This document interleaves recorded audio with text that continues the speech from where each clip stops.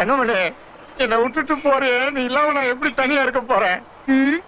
நான் என்ன ஓடியா போறேன், புள்ளதானே பெத்துக்க போறேன். வேணாத்தா, தங்கமணி இங்கேயோ புள்ள பெத்துக்கிட்டாத்தா. அதுவும் சரி, நானும் பட்டணத்திலே இருந்த மாதிரி ஆச்சு. அது நல்லதில்ல தம்பி.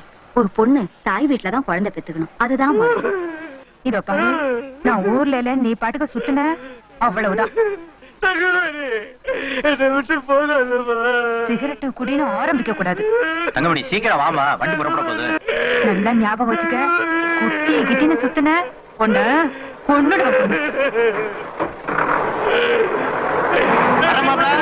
ஊருக்கு போய் கடதாசி போடுற.